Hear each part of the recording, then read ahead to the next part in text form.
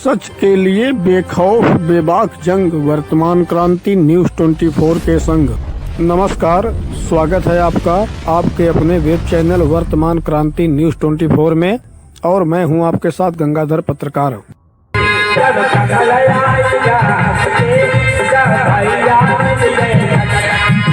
उत्तर प्रदेश के उप मुख्यमंत्री केशव प्रसाद मौर्य कार्यकर्ताओं से सहज संवाद के लिए निर्धारित समय से हटकर देर से पहुंचने के लिए जाने जाते हैं। शनिवार को भी निर्धारित समय से कई घंटे विलंब से जनपद के गोपीगंज नगर पहुंचे डिप्टी सीएम, जहां मीडिया कर्मियों को उबाऊपन दे गए, वहीं भाजपा कार्यकर्ताओं को अपनेपन की झप्पी भी दे गए। राष्ट्रीय राजमार्ग स्थित एक व्यावसायिक प्रतिष्ठान में संबोधन करते हुए उन्होंने एक तरफ जहां कार्यकर्ता को डिप्टी सीएम का ओहदा देकर सम्मान बढ़ाया, वहीं बूथ स्तर के कार्यकर्ताओं का भी हौसला अफजाई किया। डिप्टी सीएम केशव प्रसाद मौर्य के पहुंचने पर पुलिस दल द्वारा गार्ड ऑफ ऑनर के बाद भाजपा जनों द्वारा उनका जोरदार स्वागत किया गया। सांसद रमेश चंद्र बिंद सहित जिला पंचायत अध्यक्ष अनिरुद्ध त्रिपाठी, भदोही विधायक रविंद्रनाथ त्रिपाठी और राय विधायक दीनानाथ भास्कर, पूर्व विधायक व सांसद गोरखनाथ पांडेय, जिलाध्यक्ष विनय कुमार श्रीवास्तव, नगरपालिका अध्यक्ष प्रहलाद दास गुप्ता व अन्य पदाधिकारियों और कार्यकर्ताओं ने उन्हें फूल मालाओं से लाद दिया। इस मौके पर तगड़ी सुरक्षा व्यवस्था व आम नागरिकों की भारी भीड़ रही। अपने संबोधन में उप मुख्यमंत्री केशव मौर्य ने कहा कि पहले संगठन और उसके बाद सरकार है। श्री मौर्य ने अगले वर्ष की शुरुआत में राज्य में होने वाले विधानसभा चुनाव में 2017 की तरह भाजपा के पक्ष में चुनाव परिणाम आने का दावा किया। कहा कि 2022 के विधानसभा चुनाव में 2024 के लोकसभा चुनाव की लड़ाई होने वाली है। उन्होंने दावा किया कि भाजपा 2022 में 300 का आंकड़ा पार करेगी। 2022 के चुनाव में भाजपा का कार्यकर्ता जी जान लगाकर लड़ेगा और भाजपा को जीत दिलाएगा। उन्होंने कहा कि जैसे जनता ने पूर्व में आशीर्वाद दिया, उसी तरह 2022 में भी किसी विरोधी दल के बहकावे में आए बगैर फैसला करेगी। कहा कि जब चुनावी मौसम आता है, ये विपक्षी दल सक्रिय हो जाते हैं। किसी की परिवार की सीमा है, किसी की जाति की सीमा है, किसी का अपराधियों गुंडों को साथ लेकर चलने की सीमा है, लेकिन सबके साथ व सबका विकास का जो लक्ष्य है, वह भारतीय जनता पार्टी का है। भाजपा ही सबसे बड़ी पार्टी है और सबसे बड़े नेता का मार्गदर्शन हमारे पास है। बाकी दलों में इसका अभाव है। उन्होंने रामपुर गंगा नदी पर चुनाव के पूर्व ही पक्का पुल और माधो सिंह रेलवे लाइन पर ओवरब्रिज बनवाने की घोषणा की, जो क्षेत्र की जनता के लिए सबसे बड़ी सौगात है। आपको बता दें कि गंगा नदी पर पुल और माधो सिंह रेलवे लाइन पर ओवरब्रिज बनने से सैकड़ों गांवों के लोगों को इसका फायदा होगा। इस पर पुल और रेलवे ब्रिज स्वीकृत होने पर भाजपा के विधायकों, पदाधिकारियों व कार्यकर्ताओं ने डिप्टी सीएम का आभार प्रकट किया। यहाँ उल्लेखनीय है कि इस मौके पर महंगाई की बात पर उप मुख्यमंत्री केशव प्रसाद मौर्य ने चुप्पी साध ली।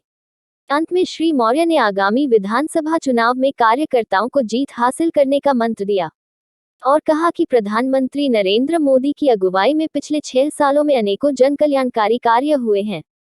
वैश्विक महामारी के संकट के दौरान भी प्रधानमंत्री नरेंद्र मोदी के मार्गदर्शन में यूपी में बेमिसाल काम हुए हैं। उन्होंने इस बार भदोही की तीनों विधानसभाओं में जीत की उम्मीद जताते हुए जनता से जीत का वायदा लिया। कहा कि विपक्षी दलों को विकास से कोई लेना देना नहीं है। ऐसे लोग तमाम तरह की साजिश रच रहे हैं, इनसे जनता को सावधान रहना होगा।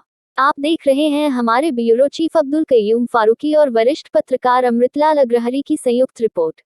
14 में नारा देता था, 17 में नारा देता था कि 100% में से 60% वोट हमारा। आज भी मैं उस नारे पे कायम हूं। 100 में 60 हमारा है, 40 में बंटवारा है, ये मैं कहता था। लेकिन इस बार थोड़ा उस नारे में एक लाइन बढ़ाया। 100 में 60 हमारा, 40 में बंटवारा और बंटवारे में भी हमारा। तमाम ऐसे कारण होंगे, हमें वोट नहीं देते थे, लेकिन हमने विकास में भेदभाव नहीं किया। तो जब तो घर से हो सकता है वो जाए कि हम साइकिल की बटन दबाएंगे, कोई हाथी का बटन दबाने के लिए जाएगा, कोई पंजे का बटन दबाने के लिए जाएगा, लेकिन अगर उसके अंदर आत्मा होगी तो ईवीएम मशीन तक पहुंचते पहुंचते उसकी उंगली कमल के फूल के बटन पर जाएगी।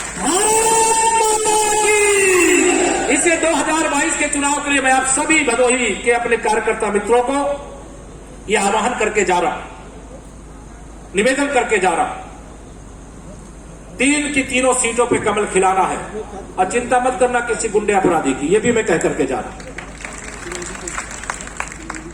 आप अपनी जिम्मेदारी निभाइए। थोड़ी बहुत आती है चुनौतियां, समस्याएं आती हैं। और एक बात और ध्यान रखना, मैं कार्यकर्ता बैठे, मीडिया के लोग भी हैं, लेकिन हमारे सुन लें, मुझे उसमें संकोच नहीं होता। मेरे लिए कार्यकर्ता से बढ़कर कोई दूसरा नहीं होता। हम आपके माध्यम से जनता के बीच में जाते हैं। 2014, 17, 19 लगातार विजय यात्रा पर है।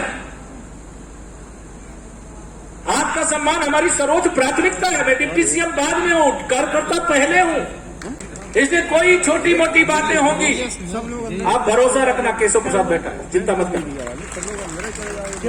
हमारा लक्ष्य भदोही की 3 विधानसभा सीटों पर कमल खिलाना।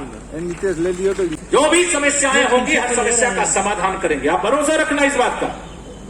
और भारतीय जनता पार्टी ही समाधान कर सकती है। सपा बसपा कांग्रेस के लोग अगर समाधान कर पाते तो 15 साल से सपा बसपा उत्तर प्रदेश में थी और लगातार माननीय नरेंद्र मोदी जी के नेतृत्व में सरकार बनने से पहले 10 साल तक कांग्रेस केंद्र में थी। सपा बसपा की बैसाखी पर थी। इन्होंने तब कुछ नहीं किया, न गरीबों के लिए किया, न किसानों के लिए किया, न नौजवानों के लिए किया।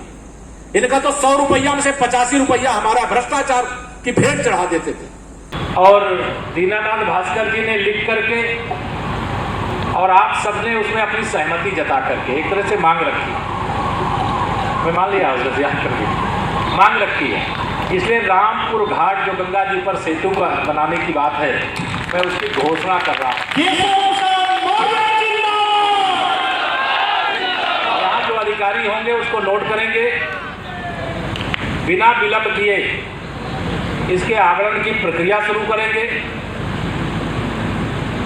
और हम जल्दी से जल्दी कैसे मध्य प्रदेश से उत्तर प्रदेश को जोड़ दें, कैसे माँ के भक्तों को माँ के दरबार में पहुँचने में जो थोड़ी भी असुविधा है, वह असुविधा दूर हो जाए। तो होगा सब माँ विंध्यवासिनी मैया के, गंगा मैया की कृपा से ही और आप सबके आशीर्वाद से। दूसरा एक और माधव सिंह जो रेलवे लाइन है, उस पर रेलवे ओवरब्रिज की मांग किया है। आजकल आप लोगों ने बड़े फ्लाईओवर देख लिए हैं हाईवे पे, जैसे जहां कहीं भी है तुरंत बनाने की बात कहें।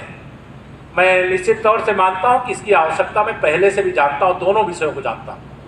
तो मैं रेलवे ओवरब्रिज भी बनाने की यहाँ पर घोषणा कर रहा हूँ। तो उसकी जो प्रक्रिया होती है उसको हम पूरा